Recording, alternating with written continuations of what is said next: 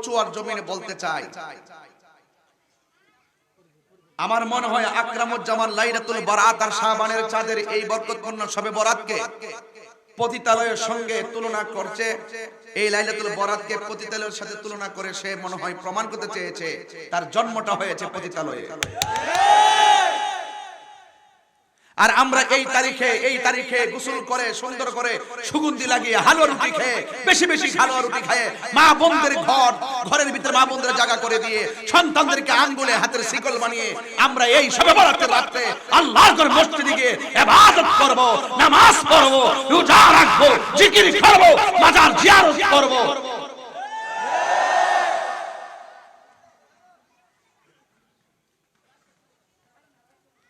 ঠিক কিনা বলেন? তাইলে বোঝা গেল ইমান ধ্বংসকারী কত ধরনের লেভেলে বেরিয়েছে। মাথায় টুপি ঠিকই আছে, দাড়ি ঠিকই আছে, তো ইমান রাখাটা কঠিন হয়েছে না? তা আমি পরিষ্কার বলবো, আকরামুজ্জামান তুমি শবে বরাতকে পতিতালয়কে শবে বরাতের চাইতে উত্তম বলেছ, ভালো জায়গা বলেছ। তোমার জন্মস্থান সেখানে হলে তুমি আজকে রাত্রে সেখানে চলে যাও। আর আমরা মুসলমান প্রেমিক যারা আছি, আমরা জন্মের পরে আমাদের কানে আজানের ধ্বনি শুনেছি, আমরা আজকে রাত্রে আল্লাহর ঘর মসজিদে কাটিয়ে দিব। আল্লাহ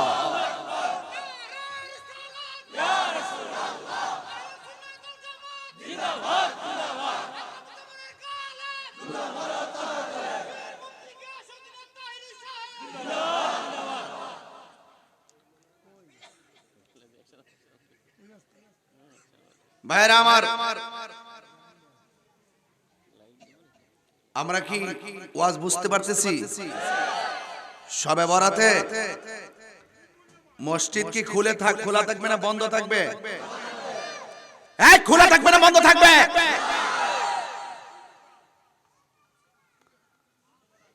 হালুয়া রুটি চলবে না বন্ধ থাকবে? ছোট বাচ্চাদেরকে হালুয়া রুটি বানাবেন, এটা আমাদের মুসলমানদের সংস্কৃতি। আরে বিভিন্ন অনুষ্ঠানের ভিতরে কত পিঠা তুলি বানায়, রং তুলি বানায়, সেখানে তোমাদের ফতোয়া নাই। আর এখানে এত বড় একটা বরকতময় রাত আমরা আনন্দের সঙ্গে আমরা উদযাপন করি। মুসলমানদের ইমানি সংস্কৃতি, কথা বলেন ঠিক না বেটি? আর খাওয়া বেদাত আমার জন্মের পরে শুনছি না। বেদাত কারে এখন সংজ্ঞাই মনে হয় তারা জানে না। ভাত খাওয়া বেদাত, হালুয়া খাওয়া বেদাত, রুটি খাওয়া বেদাত, আর ইবাদত করা বেদাত আমার জন্মের পরে শুনছিলাম না। এখন ওই মৌলবীরার মুখ থেকে শুনি। রাসূল বলছেন ফরজ নামাজ পড়ে সাধারণ বান্দা খাঁটি বান্দা হয়ে যায়। আর ফরজ নামাজের পাশাপাশি যারা বেশি বেশি নফল ইবাদত করে এরা বান্দা থেকে আল্লাহর বন্ধু হয়ে যায়। আনুষ্ঠানিকতা আমরা কি শবে বরাতের নামাজ কি ফরজ মনে করি, ওয়াজিব মনে করি? তো নফল নামাজ পড়ার বিধান শরীয়তে আছে না নাই? এগুলার জুতা দেয়া পিটানোর দরকার। এগুলা আমাদের মতো পাবলিকের সামনে আইসা বলে না, ওরা ঘরের কোণাত বসে বসে ভিডিও বানায় ছাইরা দে, আর ইসরায়েলের ডলার খায়া বড় বড় ভবন সাজাইতেছে। কথা বলেন ঠিক না বেঠি? আর নাইলে একজন মুসলমানের মুখ দিয়ে আসতে পারে না যে শবে বরাতের রাত্রে ইবাদত করার চাইতে পতিতালয়ে যাওয়া অনেক উত্তম। নাউজুবিল্লাহ কর। এর জন্ম হয়েছে পতিতালয়ে, খবর দেখেন। আমরা কানে আজানের ধ্বনি ঢুকছে, এইজন্য এই রাত্রে আমরা মসজিদে যাব। কথা বলেন ঠিক কিনা?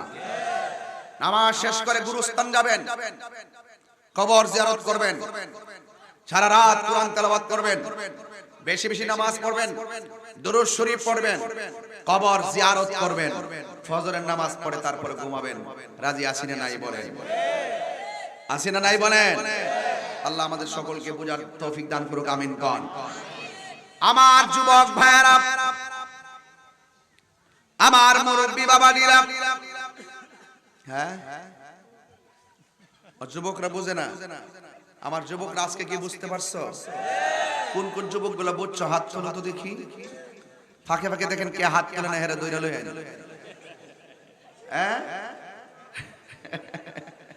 সবাই বুঝছো তো যুবক ইনশাআল্লাহ? আজকে পাঞ্জাবি টুপি সুগন্ধি লাগায় মসজিদে যাব, হালুয়া রুটি খাবো, আর ওরা দেখে দেখে জ্বলতে থাকবে। কথা বলেন ঠিক কিনা?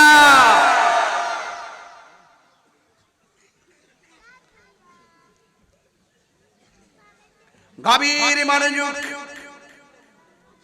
এই আমার যুবক ভাইরা, আমার মুরব্বী বাবারা, পায়ের মধ্যে হাত দিয়ে বলে দিয়ে যাই, জবানটা খুলে বলু হেদায়েতের মালিক কে? যার কপালে হেদায়েত নাই তারে গামলা গামলা পরিমাণ বুঝাইলে কোনো লাভ হবে না। খাতামাল্লাহু আলা কুলুবিহিম ওয়া আলা সামউহিম ওয়া আলা আবসারিহিম গিশাওয়াতুন ওয়া লাহুম আযাবুন আযীম।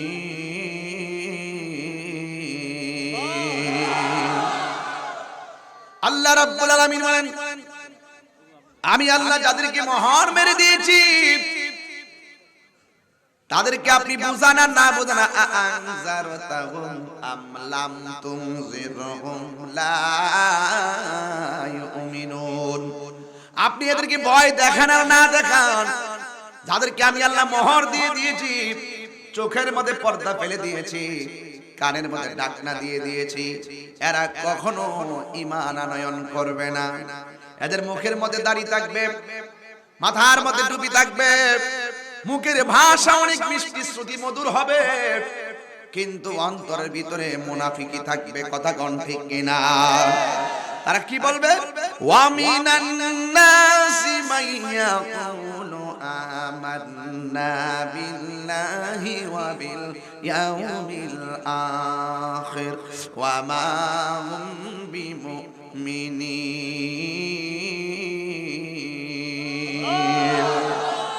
আল্লাহ রাব্বুল আলামিন বলেন, মানুষের মধ্যে এমন কিছু মানুষ আছে যারা মুখে বলে আমরা আল্লাহকে বিশ্বাস করি, মুখে বলে আমরা আখিরাতকে বিশ্বাস করি। তার মানে আল্লাহকে বিশ্বাস করলে আমরা তো অবশ্যই তারে ভালো বলবো, আখিরাতকে বিশ্বাস করলে আমরা তো অবশ্যই তাকে ভালো বলবো। কিন্তু আল্লাহ বলে এই দুই কন্ডিশনের কথা যারা বলবে এদের কথা আপনি বিশ্বাস করবেন না। এরা মুখে যদিও বলে আমাকে মানে, এরা মুখে যদিও বলে আখিরাতকে মানে, আল্লাহ বলে ওয়া মা হুম বিমুমিনিন, আসলেই তারা ঈমানদার নয়। এই কথার দ্বারা প্রমাণ হয়ে গেছে আল্লাহ মানা নবী মানা নয়, নবী মানলেই আল্লাহ মানা হয়। ঠিক কিনা বলেন? অনেক দামি কথা বলছি। আলা আলা ঈমান আল ইমাল্লাহ মুহাব্বাত আল্লাহ, যার অন্তরে নবীর মহব্বত নাই তার ঈমান নাই। কথা বলেন ঠিক কিনা? ভালোবাসার জায়গা মদিনা, ভালো লাগা জায়গা মদিনা, বলো ভালোবাসার ভালোবাসার জায়গা মদিনা, বলো ভালোবাসার জায়গা মদিনা। এত সুন্দর জায়গা কোথাও দেখি না, এত না সাজিয়েছেন দয়াল রব্বানা, সাজিয়েছেন ভালোবাসার জায়গা মদিনা, বলো ভালোবাসা না, বলো ভালোবাসার। ও আমার যুবক ভাইরা, যতই দরুদ পড়ি তৃপ্তি মিটে না, যতই না আশিক চারা অন্য জানে না, আশিক চারা ভালোবাসা জায়গা মদিনা, বলো ভালোবাসার। একই দিন কবরে যাব কেউ তো যাবে না, একই দিন না যাবে না আমার শাহে মদিনা, বলো যাবে না আমার। ও ভালোবাসার,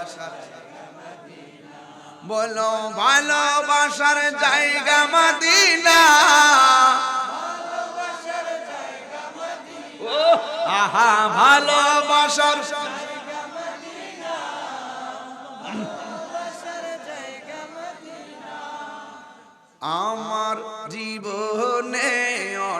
বেশি গুনাহ আমার না, তাই হাবিবের কদম ছাড়ব না, তাই হাবিবের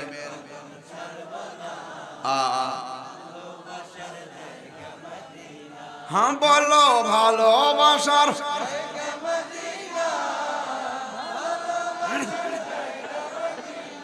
মাদিনা শরীফে নূরের খাজিনা, মাদিনা শরীফে নূরের খাজিনা, পাগল ছাড়া অন্য দেখে না, আশিক ছাড়া ভালোবাসা না, বলো ভালোবাসার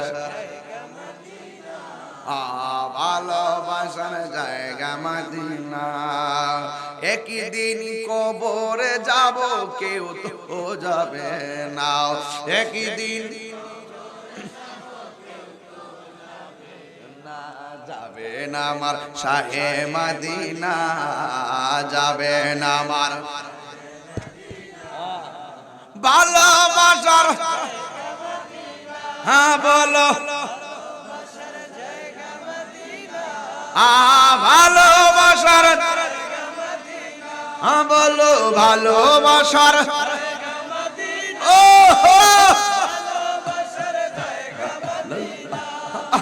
ভালোবাসার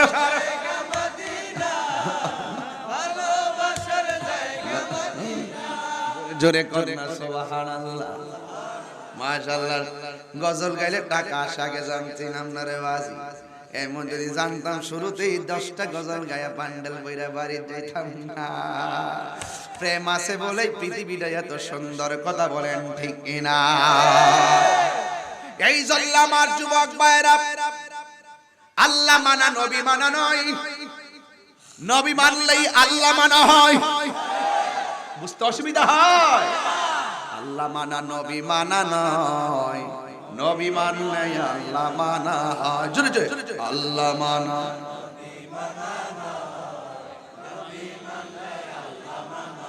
এই কথা তাহিরি কয় না, আল্লাহ তাআলা কয় আল্লাহ মানা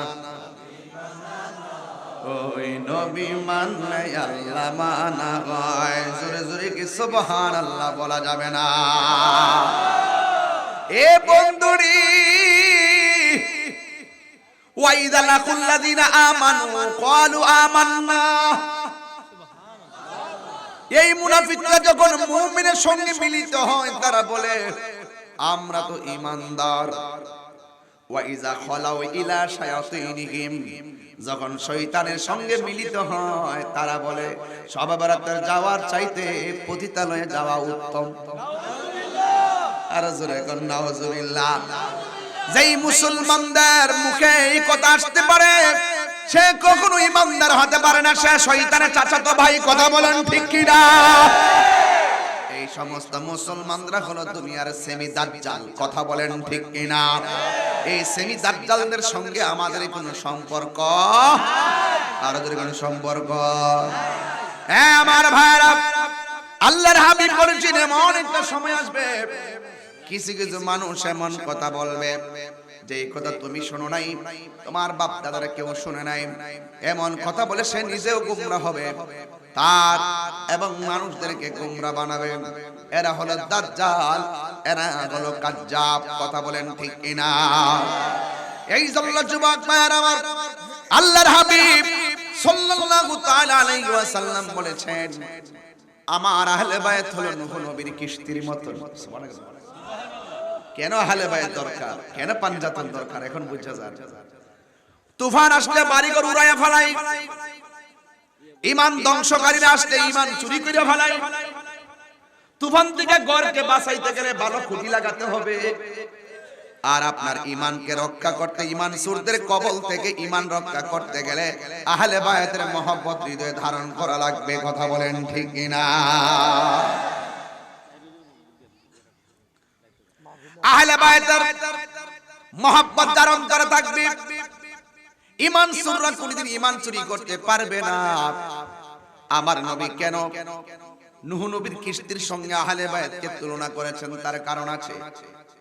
নূহ নবীর কিস্তির মধ্যে যারা উঠেছে প্লাবন থেকে তারা বেঁচে গেছে, আর আহলে বায়াতের মহব্বত যারা হৃদয়ে ধারণ করে রাখবে, ঈমান চোরদের উত্তাল ভয়ঙ্কর ফাঁদ আর ঢেউ থেকে আমার আল্লাহ ওই আহলে বায়াত প্রেমিকদেরকে রক্ষা করবে। কারণ আহলে বায়াত প্রেমিকরা জীবন দেয় কিন্তু ঈমান দেয় না। কথা বলেন ঠিক কিনা? আল্লাহর হাবিব সাল্লাল্লাহু আলাইহি ওয়াসাল্লাম বলেন, আল্লাহুম্মা হাউলাই আহলে বাইতি, ও আল্লাহ এরাই হলো আমার আহলে বায়াত। বিশেষ করে চার জনের কথা বেশি আসে, নবীর স্ত্রীরা ও নবীর আহলে বায়াত, কিন্তু চার জনের কথা বেশি আসে এই জন্য এই চার জনকে তো আমার আল্লাহ জান্নাতের গেটে চাবি দিয়ে দিবেন। কথা কোন ঠিক কিনা বলেন? এই চার জনের কথা কেন আসে বেশি? এদের ফাজাইল বেশি। সুবহানাল্লাহ। হযরত মাওলা আলী রাদিয়াল্লাহু তাআলা আনহুর ব্যাপারে যদি বলি, এত বড় সাগর হইব শেষ হইতো না। যার ব্যাপারে আমার নবী বলেছেন, আনা মাদিনাতুল ইলমি ওয়া আলিয়ুন বাবুহা, আমি নবী হইলাম ইলমের শহর, আমার আলী হইল সেই শহরের দরজা। আমার নবী, আপনার নবী, মুশকিল কুশা শের খোদা মাওলা আলী কাররামাল্লাহু তাআলা ওয়াজহুল কারীম সম্পর্কে বলেছেন, মান সাব্বা আলিয়ান ফাকাদ সাব্বানি, যে আমার আলীকে গালি দিল সে যেন আমি নবীরে গালি দিল। জোরে কোন নাউজুবিল্লাহ। আমার নবী আরেক জায়গায় বলতেছেন, মান আহাব্বা আলিয়ান ফাকাদ আহাব্বানি, যে ব্যক্তি আমার আলীকে ভালোবাসলো সে যেন আমি নবীরে ভালোবাসলো। ওমান আবগাদাহুমা ফাকাদ আবগাদানি, যে ব্যক্তি আলীর সঙ্গে দুশমনি করলো সে যেন আমি নবীর সঙ্গে দুশমনি করলো। তার মানে বোঝা গেল আলীকে ভালোবাসার নামও ঈমান। কথা কোন ঠিক কিনা? এই মাওলা আলী কাররামাল্লাহু তাআলা ওয়াজহুল কারীম ইমাম সাবিব, আমার নবী বলে, হে আলী, হারুন আলাইহিস সালামের মর্যাদা মুসা নবীর কাছে যেমন, তোমার মর্যাদা আমি নবীর কাছে তেমন। এই জন্য আমার যুবক ভাইয়েরা, মাওলা আলী রাদিয়াল্লাহু তাআলা আনহু হলো বেলায়েতের সম্রাট। সুবহানাল্লাহ কি না? কিসের সম্রাট? বেলায়েতের সম্রাট। এই জন্য যুবক ভাইয়েরা, আমার নবী যদি কোনো কারণে মনটা খারাপ করে থাকতেন, চেহারা যদি একটু রাগান্বিত অবস্থায় থাকতেন, আমার নবী একটু মনটা যদি আর একটু যদি মানে যে কোনো ছাপ যদি কষ্টের ছাপ চেহারার মোবারকে বেশি উঠত, নবীর এই কষ্ট কেউ দূর করতে পারত না। যার কথার দ্বারা নবীর কষ্ট দূর হয়ে যেত তিনি হলো শের খোদা মাওলা আলী। যার জন্ম হয়েছে খানে কাবায়, জন্মগ্রহণ করার পর